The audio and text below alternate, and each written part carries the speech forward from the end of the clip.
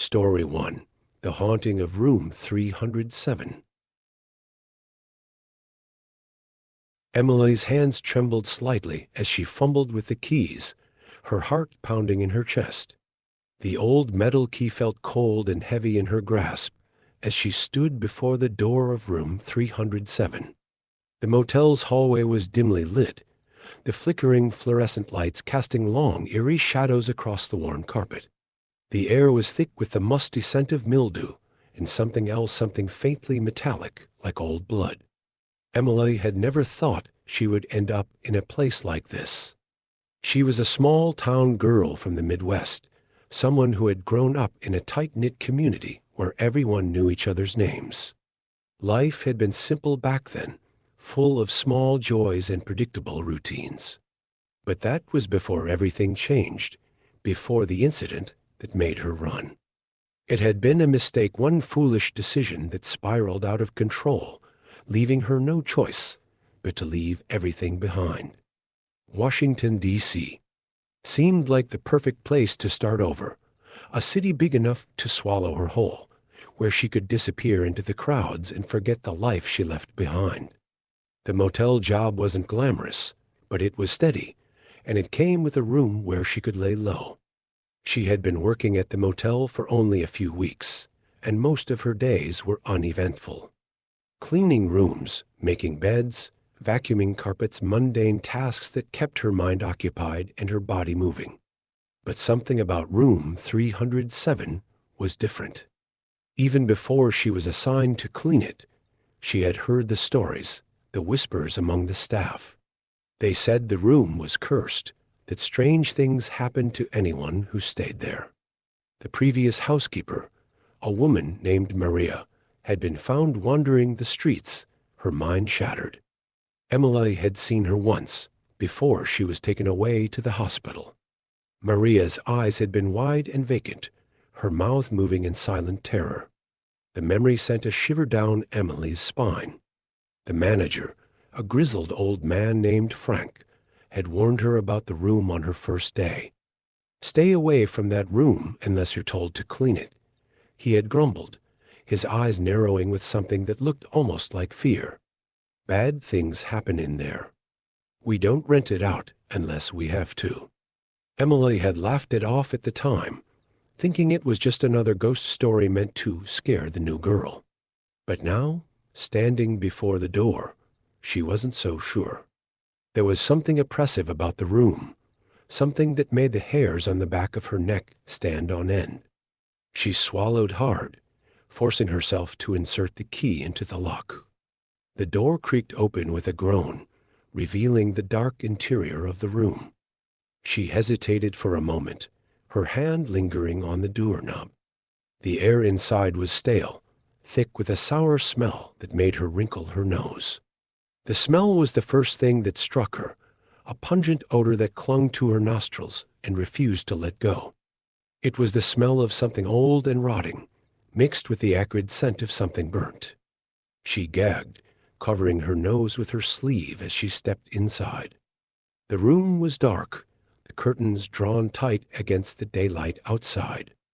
She reached for the light switch, her fingers brushing against the cool plastic surface.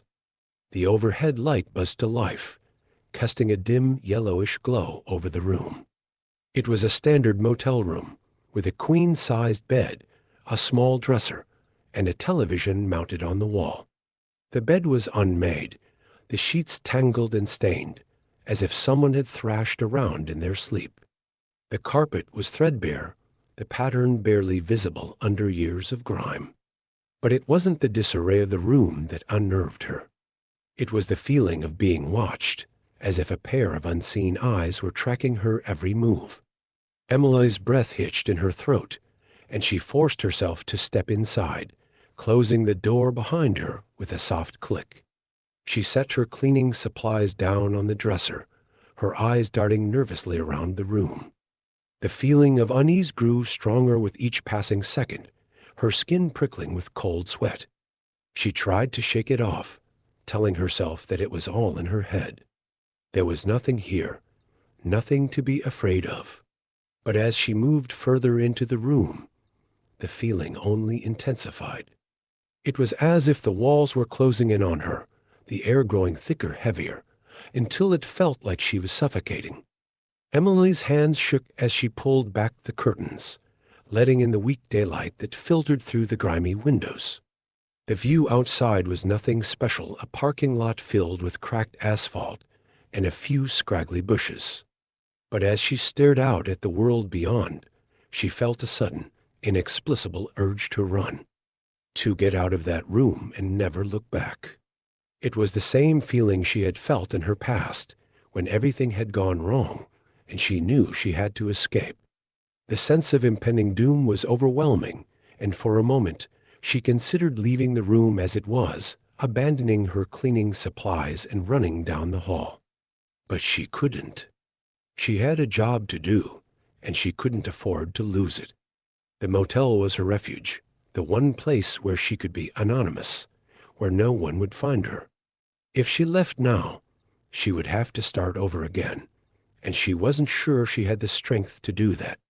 She forced herself to turn away from the window, focusing on the task at hand. The quicker she finished, the quicker she could leave. She started with the bed, yanking off the stained sheets and tossing them into a pile on the floor. The mattress beneath was old and lumpy, the springs creaking with every movement. As she worked, a low hum began to fill the room, barely audible at first, but growing steadily louder. Emily paused, her heart skipping a beat. The sound seemed to be coming from the walls, a deep, vibrating hum that resonated through the floor and up into her bones. She looked around, her pulse quickening. "Hello?" she called out, her voice trembling slightly. The room was empty, but the sound continued, growing more intense, more urgent. It was as if the room itself was alive, thrumming with energy that pressed in on her from all sides. Emily's breath quickened, her hands clenching into fists. She needed to get out of there, needed to leave before whatever was in the room could get to her. She took a step towards the door, but something stopped her, a strange compulsion that made her turn towards the closet instead. The closet door was slightly ajar, a thin sliver of darkness peeking out from within. The hum grew louder, more insistent, as if urging her to open it. Emily hesitated, every instinct screaming at her to leave, to run. But her feet moved on their own, carrying her towards the closet, as if she were a puppet on strings. Her hand reached out, trembling as it grasped the edge of the door. She pulled it open slowly, the hinges creaking in protest. The darkness inside seemed to pulse, alive with a malevolent energy that made her skin crawl. And then she saw it, a box, old and battered, sitting on the floor of the closet. The hum was deafening now, filling her head with a dizzying pressure that made her vision blur. Emily's hand moved towards the box, her fingers brushing against the worn cardboard. The moment she touched it, the humming stopped. The silence was so sudden, so complete, that it left her ears ringing. She blinked, her mind struggling to process what had just happened. The box sat there, innocuous and unassuming, but something about it felt wrong. Deeply, fundamentally wrong. Emily's hand shook as she lifted the lid. Inside, she found a bundle of old, yellowed papers tied together with a piece of frayed twine. Beneath the papers, there was something else, a small, leather-bound book, its cover cracked and faded with age. Her breath caught in her throat as she reached for the book, her fingers brushing against the cool, smooth leather. The moment she touched it, a wave of nausea rolled over her, so strong that she nearly doubled over. The air in the room grew colder, the shadows deepening as if something unseen was drawing near. Emily's vision swam, her head spinning as she clutched the book in her hands. She knew she should leave, that she should throw the book away and never look back, but something compelled her to open it, to see what was inside. With trembling fingers, she untied the twine and opened the cover. The pages were brittle, the ink faded, but the words were still legible. They were written in a language she didn't recognize, a strange, twisting script that seemed to shift and change as she looked at it. As she stared at the words, a low whisper filled the room, barely audible but unmistakable. It was a voice, soft and insidious, speaking in a language she couldn't understand. The sound made her skin crawl, her stomach twisting with fear. Emily wanted to stop, wanted to close the book and leave, but she couldn't.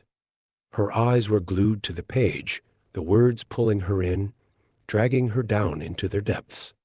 The room grew darker, the shadows closing in around her, but she couldn't tear her eyes away. The voice grew louder, more insistent, until it filled her head, drowning out all other thoughts. She could feel it inside her mind, probing, searching, digging into her deepest fears and darkest secrets. Her heart pounded in her chest, her breath coming in short, panicked gasps. And then, just as suddenly as it had started, the voice stopped.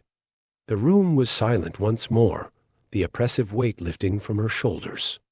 Emily blinked, her mind foggy and disoriented. She looked down at the book, but the words were gone, the pages blank. She closed the book, her hands shaking so badly she nearly dropped it. The air in the room felt heavy, charged with an energy that made her skin prickle. She knew she needed to leave, needed to get out of that room before it was too late.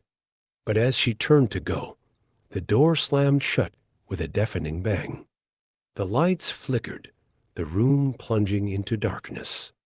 Emily's heart leapt into her throat, her hands fumbling for the doorknob.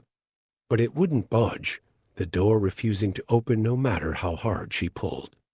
Panic surged through her, her breath coming in rapid, shallow bursts. She was trapped, alone in the dark with whatever malevolent force haunted this room. The humming started again, louder this time, vibrating through the walls with a low, sinister growl. And then she heard a faint, rasping breath coming from behind her. Emily froze, her blood running cold. She didn't want to turn around, didn't want to see what was there, but she couldn't stop herself. Slowly, she turned, her heart hammering in her chest. In the darkness, she could just make out a figure standing in the corner of the room. It was tall, its features obscured by shadow, but its presence was unmistakable. The air around it seemed to ripple, distorting the space like a heat mirage. The figure took a step forward, and Emily stumbled back, her back hitting the wall.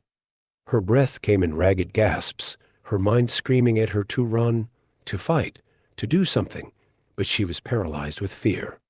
The figure moved closer, its breath a harsh, rattling sound that filled the room.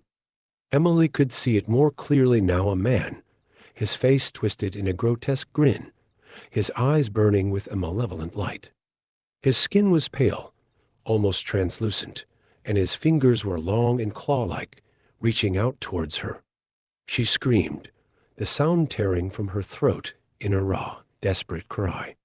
The figure lunged at her, its claws slashing through the air. Emily ducked, the razor-sharp talons grazing her arm, drawing a thin line of blood. She scrambled to her feet, her mind a blur of terror and adrenaline. The door was still locked, but the window, maybe she could break it, get out before the creature could catch her. She raced towards the window, her hands trembling as she fumbled with the latch. The creature was right behind her, its breath hot on the back of her neck. She could feel its presence, a dark, suffocating weight pressing down on her. With a cry, she yanked the window open, the glass shattering as she forced it upwards. But before she could climb out, the creature grabbed her, its claws digging into her flesh. Emily screamed, the pain searing through her body like fire. She thrashed and kicked, desperate to break free, but the creature was too strong. It dragged her back into the room, its grip like iron. Emily's vision blurred with tears, her mind consumed by terror. She knew she was going to die, knew that this room would be her tomb. But even as the creature's claws closed around her throat, she fought, refusing to give in to the darkness. And then, just as the world began to fade, she felt something warm and soft in her hand. The book. It had fallen from her grasp when the creature attacked, but now it was back, its pages glowing with a faint golden light. Without thinking, Emily opened the book, her fingers finding the blank pages once more. The light grew brighter, filling the room, and the creature recoiled, hissing in pain. The words were back, scrawled across the page in that strange, twisting script, but this time she could understand them. The voice returned, not the malevolent whisper from before, but something else, something pure and powerful. It spoke to her, guiding her, filling her with a strength she didn't know she possessed. With a cry, Emily spoke the words aloud, her voice steady and strong. The creature shrieked, its form dissolving into smoke as the light from the book enveloped it. The room shook, the walls cracking, the floor splitting open as the darkness was banished, driven back by the force of the words. And then, with a final, ear-piercing scream, the creature was gone. The room was silent, the oppressive weight lifted. Emily stood there, gasping for breath, her body trembling with exhaustion. The book lay open in her hands, the pages blank once more.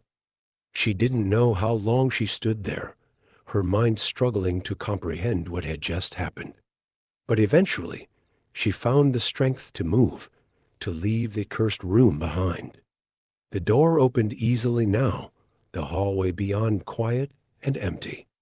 Emily stumbled out of the room, her legs weak, her body aching. She didn't look back, didn't care to see the remnants of the battle she had just fought. All she knew was that she had survived, that she was free. But even as she made her way down the stairs, she knew that the experience had changed her.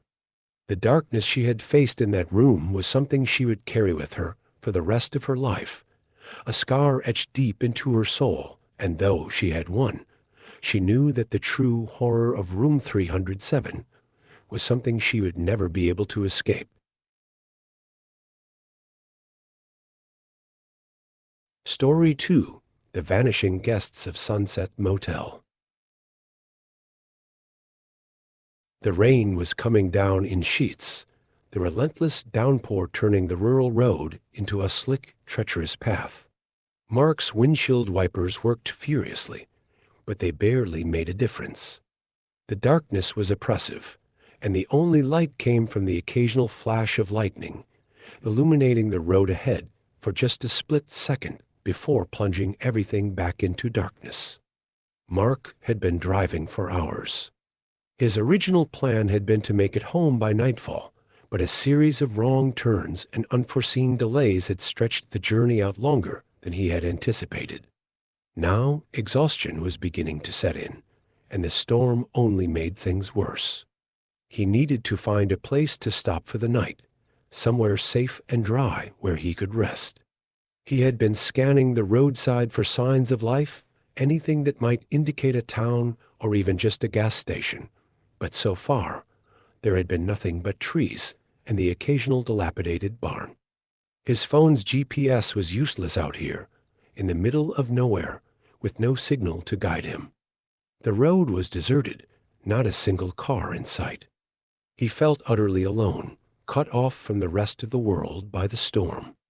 Then, out of the corner of his eye, he caught sight of a flickering neon sign through the rain. He squinted, trying to make out the words. As he got closer, the letters became clearer.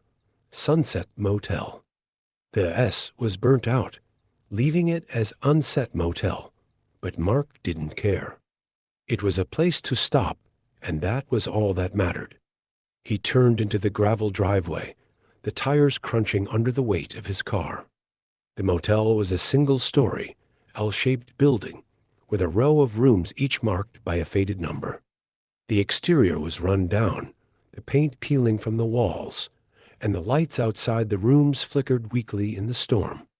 But it was shelter, and that was enough. Mark parked the car and grabbed his bag from the back seat. He pulled up the hood of his jacket and made a dash for the office, the rain soaking through his clothes in seconds.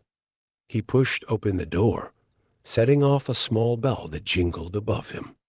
The sound was almost cheerful, a sharp contrast to the bleakness outside. The office was dimly lit, the only light coming from a small lamp on the counter. The air inside was stale, filled with the scent of mildew and something else, something metallic and sour, like old blood. Mark tried to ignore it as he approached the counter, where an old man sat slumped in a chair, his eyes half closed. "Need a room?" The man asked without looking up, his voice a low, raspy drawl. "Yes, just for the night," Mark replied, trying to hide the unease creeping up his spine. The man finally lifted his head, his eyes small and sunken, peering at Mark with an intensity that made him uncomfortable. The old man pushed a key across the counter, his hand trembling slightly. "Cash only," he said, his voice barely above a whisper.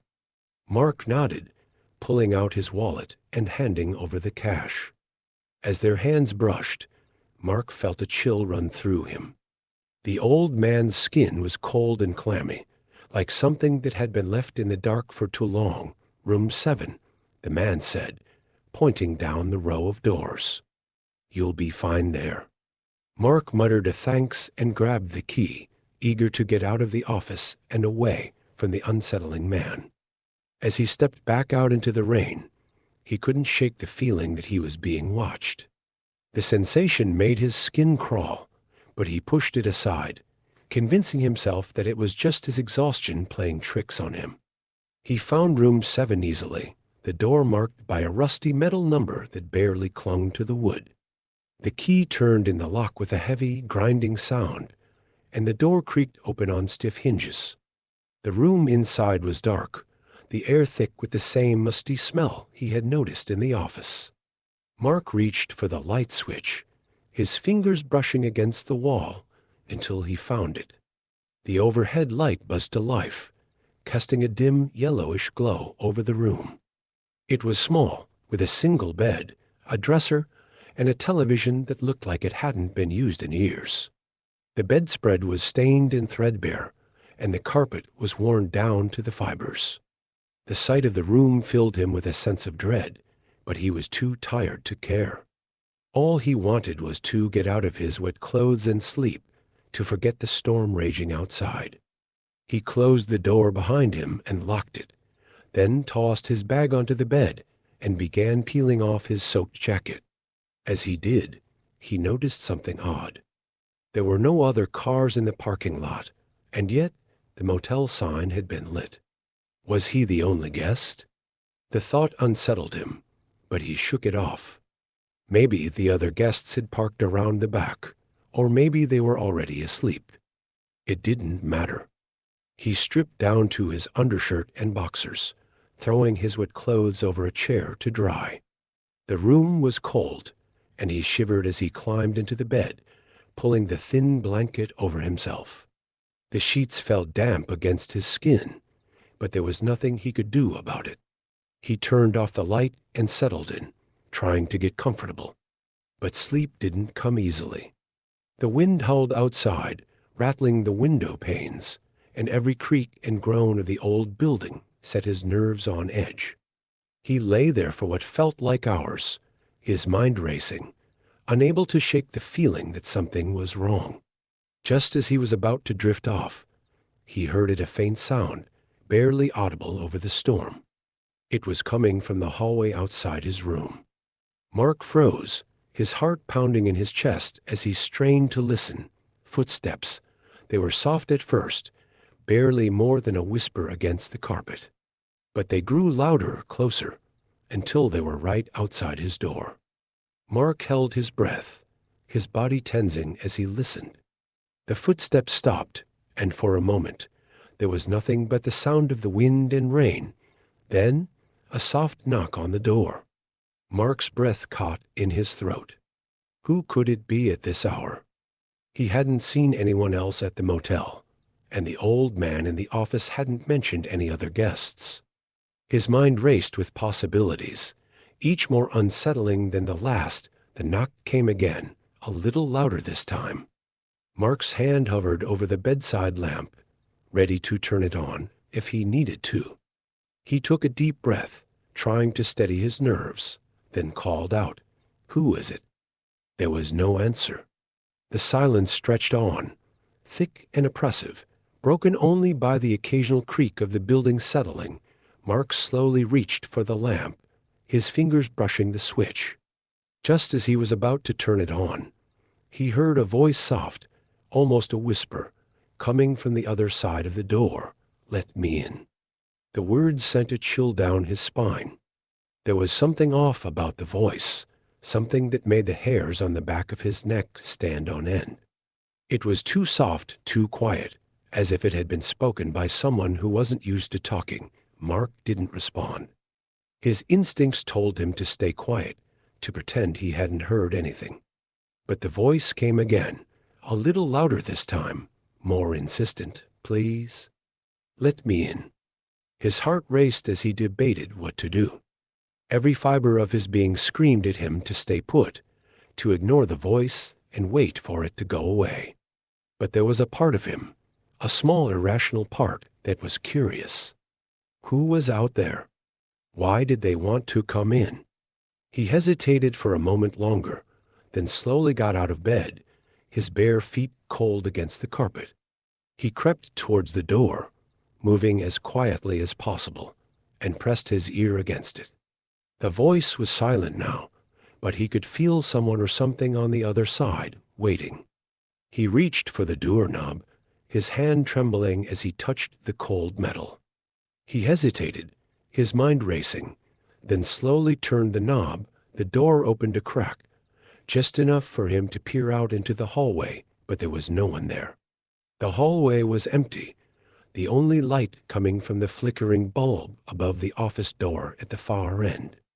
Mark's heart pounded in his chest as he scanned the corridor, half expecting something to jump out at him.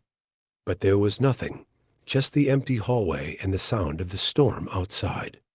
He let out a shaky breath, relief washing over him. Maybe he had imagined it, a trick of the mind brought on by exhaustion and the eerie atmosphere. He closed the door and locked it, double-checking to make sure it was secure, but just as he turned away, he heard it again, the soft knock, followed by the voice, "Please, let me in." This time, it was coming from inside the room. Mark spun around, his heart leaping into his throat. The room was dark, the only light coming from the dim glow of the clock on the bedside table. He could see the outline of the bed, the dresser, the chair where his clothes hung. But there was no one there. No one except him. The voice came again, closer now, as if it was right next to him. "Let me in."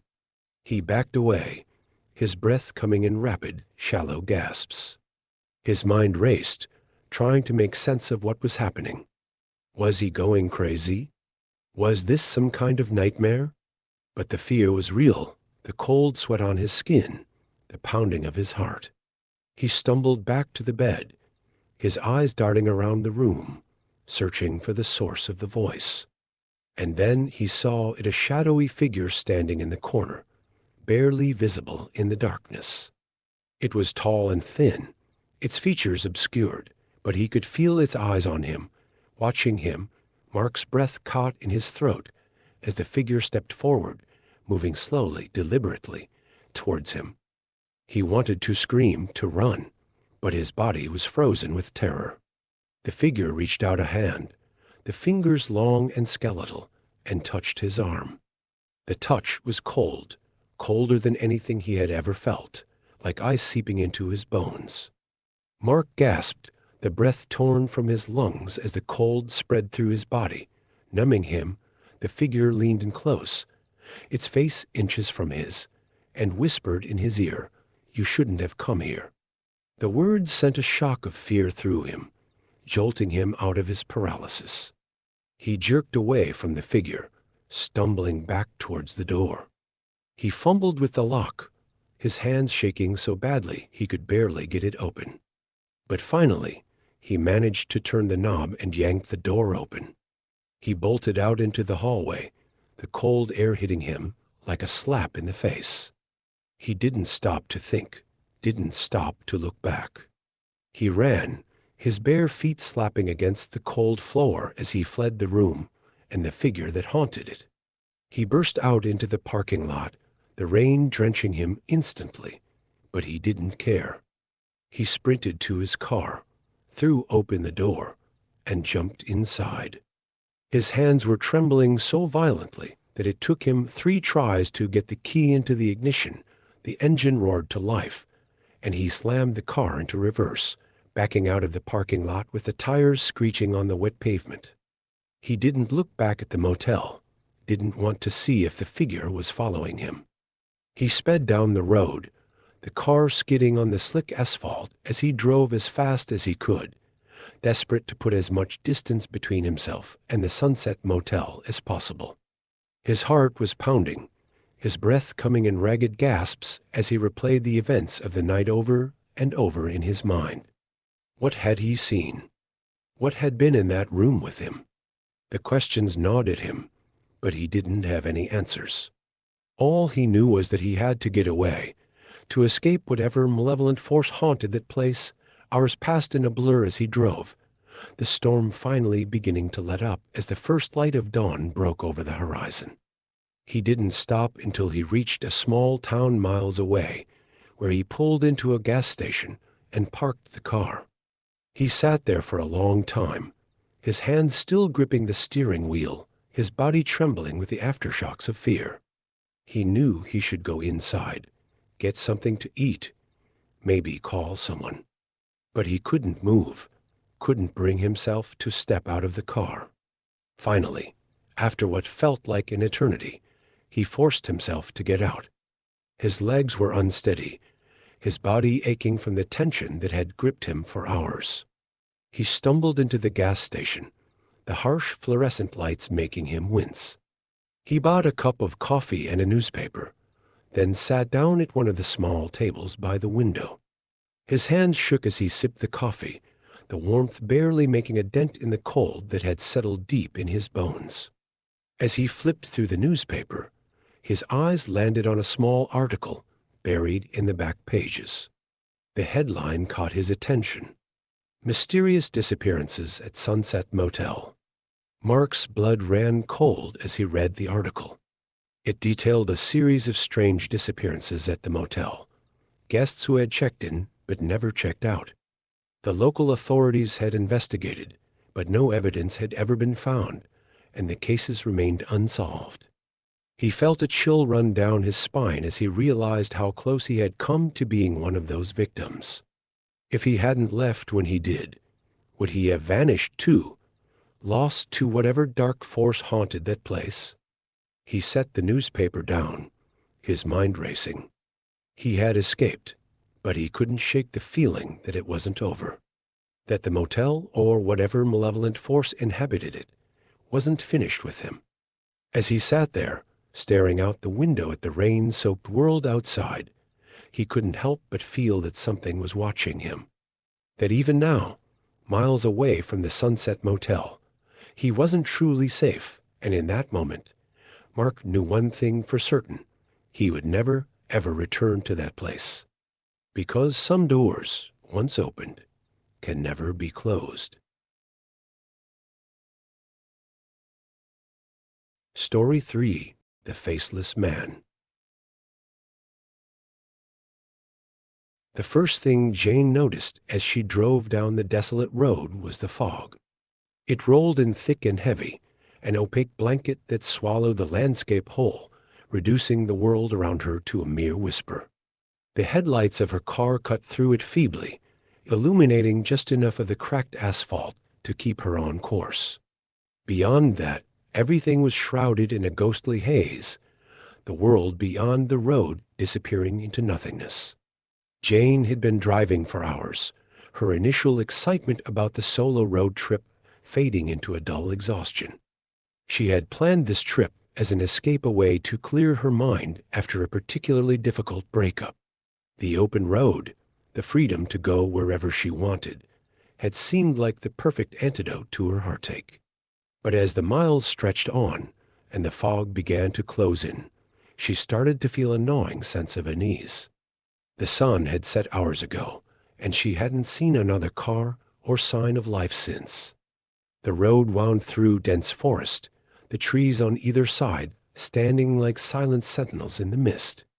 It was supposed to be a shortcut, a scenic route that would take her through the countryside and eventually lead her to the small town where she planned to spend the night.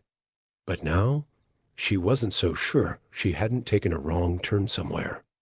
Her phone's GPS had lost signal long ago, leaving her with only a vague sense of direction.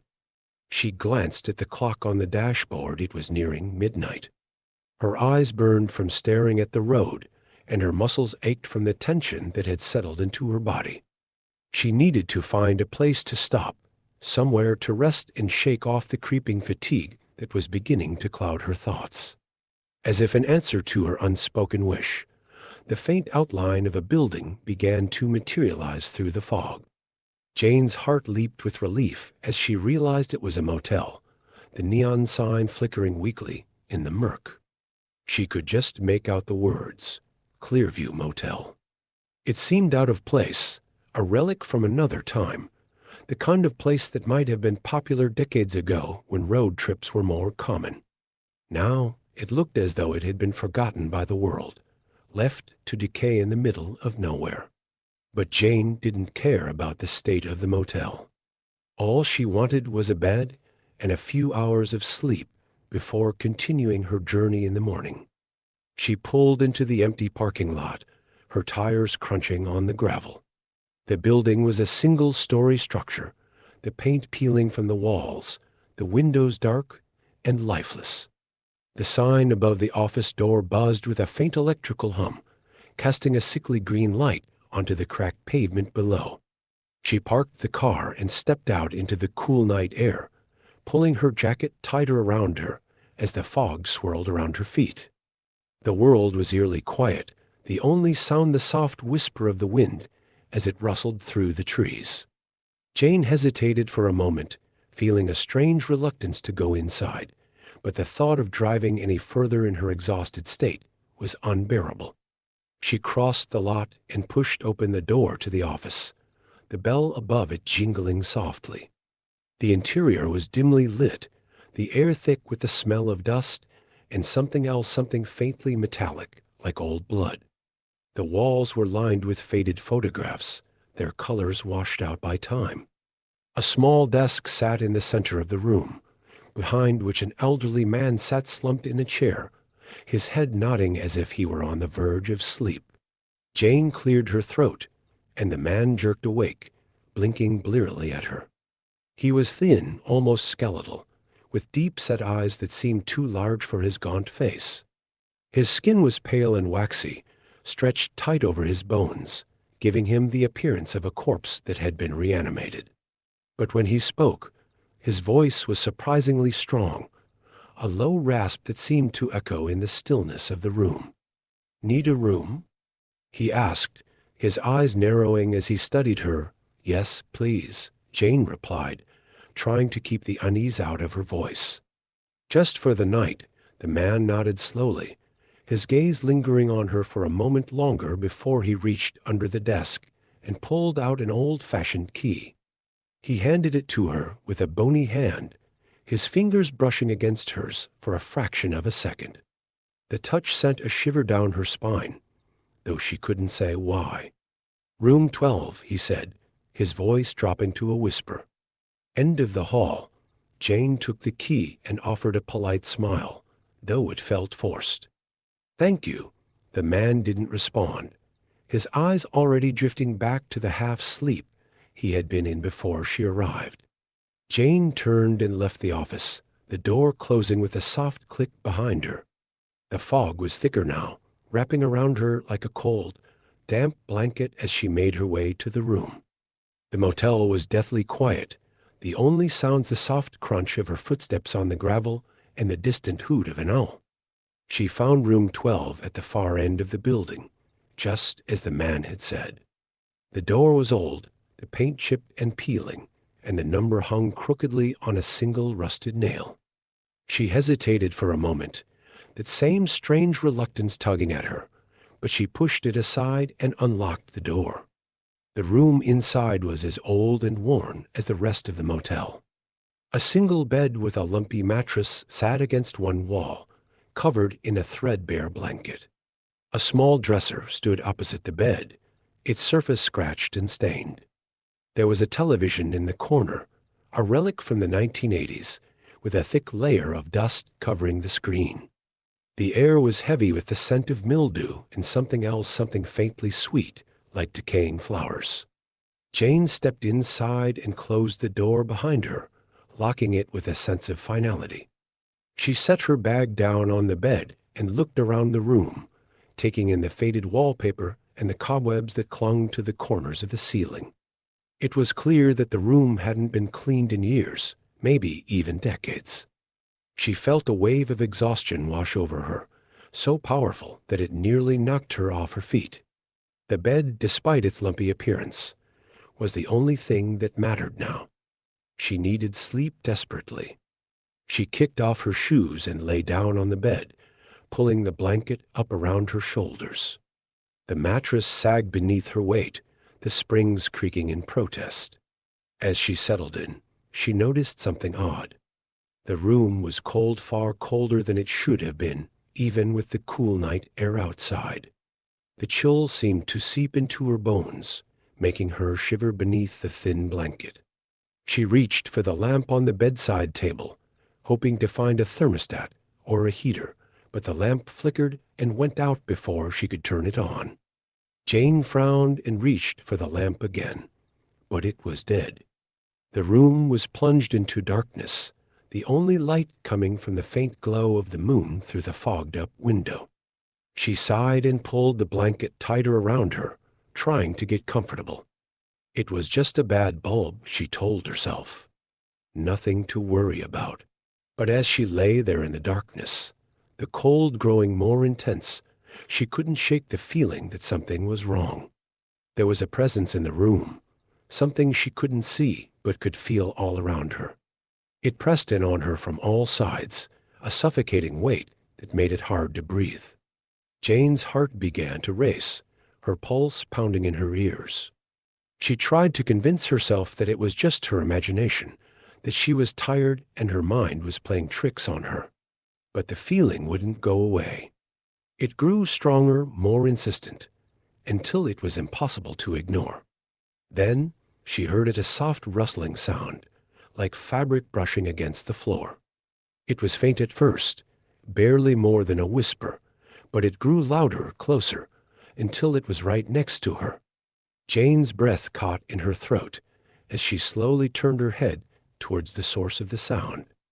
In the darkness, she could just make out a figure standing at the foot of the bed. It was tall and thin, its outline barely visible in the dim light. Jane's heart pounded in her chest as she stared at the figure, trying to make sense of what she was seeing. It was as if the shadows themselves had taken on a human form, a being made of pure darkness. The figure didn't move, didn't make a sound. It just stood there, watching her, its presence filling the room with an oppressive, suffocating dread. Jane wanted to scream, to run, but her body was frozen with fear. She couldn't move, couldn't speak. All she could do was stare at the figure in horror. Then slowly, the figure began to move. It stepped forward, one deliberate step at a time, until it was standing right beside her. Jane's breath came in short, panicked gasps as she tried to force her body to move, to get away from whatever this thing was. But the figure didn't touch her. It just stood there, its face, if it had a face, tilting down towards her, as if studying her. Jane's skin prickled with fear, the hair on the back of her neck standing on end. She could feel the cold radiating from the figure, seeping into her body, chilling her to the core. Her breath caught in her throat as the figure leaned closer, its presence overwhelming, suffocating. Then, without warning, the figure reached out a hand, if it could be called a hand, towards her. It was dark, shapeless, more like a shadow than flesh and bone. The hand hovered inches from her face, and Jane could feel the icy air swirling around her, a cold that cut deeper than anything she had ever felt. Her mind screamed at her to move, to fight, to do anything to get away from this thing, but her body refused to obey. She was trapped, paralyzed by fear. As the hand moved closer, its presence a weight on her chest. Just when she thought she couldn't take it any longer, the figure paused. It tilted its head to the side, as if listening to something only it could hear. The room was deathly silent, the only sound the rapid beating of Jane's heart. She stared at the figure, her eyes wide with terror, as it slowly began to retract its hand, pulling back into the shadows. For a brief moment, Jane felt a flicker of hope that the figure was leaving, that she might be spared whatever horror it intended. But that hope was shattered when the figure spoke. The voice was low, barely more than a whisper, but it echoed in the stillness of the room, reverberating in Jane's mind. "You're not alone."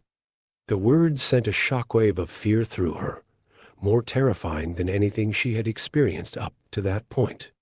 The figure was telling her something she had known deep down, but refused to acknowledge. There was something else in the room, another presence, hidden in the darkness. And then she saw it, a flicker of movement in the corner of her eye. Jane's gaze snapped to the far side of the room, where the shadows seemed to shift and pulse as if something were emerging from them. Her heart pounded in her chest, the terror building to an unbearable crescendo. Out of the shadows stepped another figure, identical to the first, made entirely of darkness. It moved with an unnatural fluidity, gliding across the floor towards her. Jane's mind struggled to comprehend what she was seeing, her thoughts racing in a chaotic blur. Two of them. She was surrounded. The second figure took its place on the opposite side of the bed, and Jane was trapped between them, unable to move, unable to escape. The cold intensified, the air growing so frigid that it hurt to breathe. Her lungs burned with the effort, every breath a struggle. The two figures stood over her, their faceless heads tilted down, as if they were communicating silently with each other. Jane's terror reached its peak, her body trembling uncontrollably beneath the thin blanket. And then, as one, the figures began to lean closer, their presence pressing down on her, crushing her with the weight of their malevolence. Jane's vision began to blur, her consciousness slipping away as the cold darkness consumed her. But just before she succumbed to the void, a new sound broke through the silence, a knock at the door. It was a sharp, sudden sound, startling in its clarity. The figures froze, their attention snapping towards the door. For a moment, the room was still, the tension so thick it was suffocating. Then the knock came again, louder this time, more insistent. The figures exchanged a glance, if they had eyes, before slowly receding into the shadows, their forms dissolving into the darkness, as if they had never been there. The cold began to lift, the air warming slightly, and Jane felt her body relax, the paralysis loosening its grip. But the fear remained, a deep, primal terror that kept her rooted to the spot. The knock came a third time, and this time she found her voice. "Who's there?" She croaked, her throat dry and her voice barely above a whisper. There was no response, only the continued silence. Jane's mind raced with possibilities. Had someone come to save her? Was this another trick, another part of the nightmare? She hesitated, every instinct screaming at her to stay put, to not open the door. But curiosity, or perhaps desperation, won out. She forced herself to sit up, her muscles protesting with every movement, and swung her legs over the side of the bed. The room was still dark, the lamp on the bedside table still dead. But she could see the outline of the door in the dim light, the faint glow of the hallway seeping through the crack at the bottom. The fog outside pressed against the windows, an impenetrable wall of gray that made her feel even more isolated. She took a deep breath, trying to steady her trembling hands, and stood up. Her legs felt weak, unsteady, as if they might give out at any moment. But she forced herself to take a step, then another, until she was standing in front of the door. She placed her hand on the doorknob, hesitating one last time. Every fiber of her being was screaming at her to stop, to turn around, to hide. But she couldn't leave it alone. She had to know who or what was on the other side. With a deep breath, she turned the knob and pulled the door open. The hallway outside was empty. Jane blinked, her mind struggling to process what she was seeing. There was no one there, no sign that anyone had knocked. The hallway stretched out before her, long and silent, the walls lined with the same faded wallpaper as the room. She stepped out into the hallway, her bare feet cold against the wooden floor.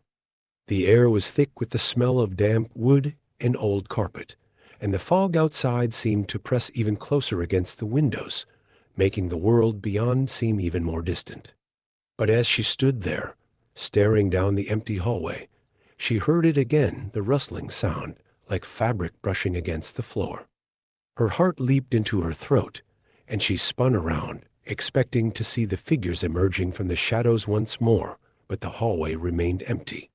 The sound continued, growing louder, closer, until it was right behind her. She whipped around again, her breath coming in ragged gasps, but there was nothing there. The hallway was as still and silent as before. But the sound persisted, an eerie, unsettling noise that seemed to come from all directions at once. Jane backed away, her pulse racing as she scanned the hallway for any sign of movement. But there was nothing but the sound, growing louder and more insistent, as if it were circling her. Panic surged through her, and she turned to run back into the room, slamming the door shut behind her. Her back pressed against the door. She tried to calm her breathing, her mind racing with fear and confusion. What was happening? Was she losing her mind? Was this all some kind of nightmare that she couldn't wake up from? The rustling sound was still there, just outside the door, like something or someone was pacing the hallway. Jane pressed her ear against the wood, trying to make sense of it, but the sound was too muffled, too indistinct. Then, as suddenly as it had started, the sound stopped. Jane held her breath, waiting, listening, but the silence remained. She counted the seconds, her heart pounding in her chest, but nothing happened. The hallway was quiet, the rustling sound gone. Cautiously, she reached for the doorknob again, her hand trembling as she turned it. She opened the door just a crack, peeking out into the hallway. It was empty. The sound was gone. She opened the door wider, stepping out into the hallway once more. The fog pressed against the windows, but the air was still, the hallway silent, but something was different. Jane's gaze traveled down the length of the hallway, and she noticed something that hadn't been there before. At the far end of the hall, just outside the door to the office, a figure stood in the shadows. It was tall and thin, its features obscured by the darkness, but there was no mistaking its presence. Jane's breath caught in her throat as the figure stepped into the light, revealing a face, or rather, the lack of one. The figure's head was smooth, featureless, devoid of any eyes, nose, or mouth. It was as if someone had taken a human form and erased all its defining characteristics, leaving behind a blank, unsettling void. The faceless man took a step towards her, and Jane's blood ran cold. She wanted to scream, to run, but her body was frozen with fear. The man continued to advance, his movements slow and deliberate, as if he knew there was no need to hurry. Jane stumbled back, her heart pounding in her chest. The faceless man was getting closer, his featureless head tilted slightly, as if he were studying her. She could feel the cold emanating from him, the same suffocating chill that had filled the room before. She turned and fled back into her room, slamming the door shut and locking it. Her breath came in ragged gasps as she backed away from the door, her mind racing with fear. But the faceless man wasn't done. She could hear him on the other side of the door, his presence palpable even through the wood. The doorknob rattled as he tried to turn it, but the lock held firm.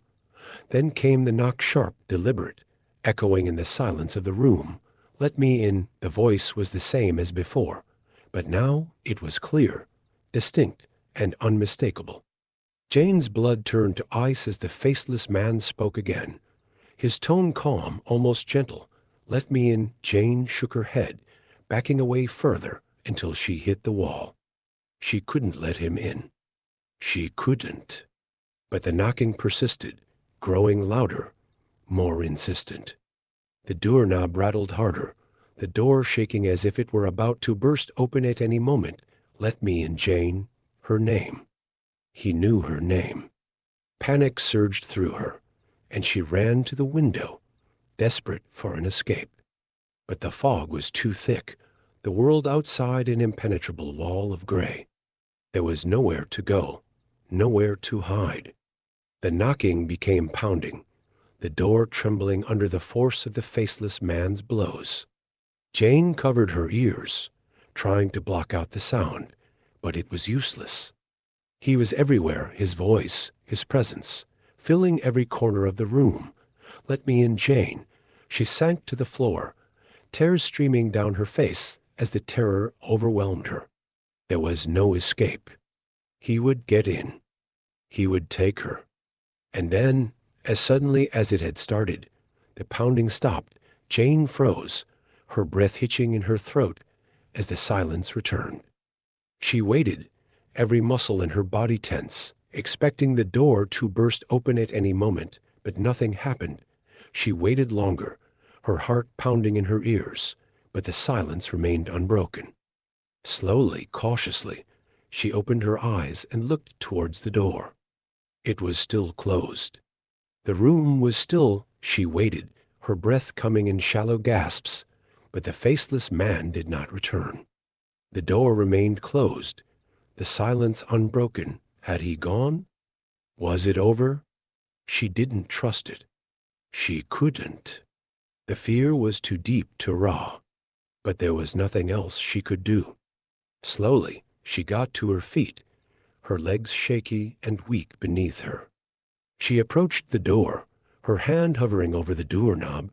She had to know. With a deep breath, she turned the knob and pulled the door open. The hallway was empty. Jane blinked, her mind struggling to process what she was seeing. There was no one there, no sign that the faceless man had ever been outside her door. The fog still pressed against the windows, thick and impenetrable, but the hallway was silent. But she couldn't shake the feeling that something was still there, lurking in the shadows, waiting. She knew she couldn't stay here. She had to leave. She had to get as far away from this place as possible. Without another thought, she grabbed her bag and fled the room, not stopping to close the door behind her. She ran down the hallway, her heart pounding in her chest, not daring to look back. She burst out into the parking lot, the cold air hitting her like a wall. The fog was thick, but she could just make out the outline of her car. She ran to it, fumbling with the keys as she unlocked the door and jumped inside. The engine roared to life, and she peeled out of the parking lot, the tires screeching on the gravel. She didn't look back at the motel, didn't want to see if the faceless man was following her. She drove for what felt like hours, the fog still clinging to the road, but gradually thinning as she put more distance between herself and the motel. The first light of dawn began to break through the clouds, casting the world in a pale gray light. But even as the sun rose, Jane couldn't shake the feeling that she was being watched. That somewhere, out there in the fog, the faceless man was still following her, waiting for the moment when she would have to stop again, and in that moment, she knew that she could never stop. She could never rest. Because once the faceless man had found you, he would never let you go.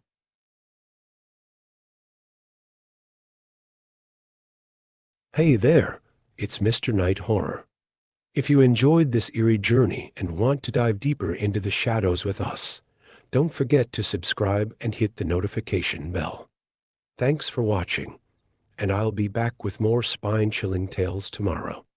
Stay haunted.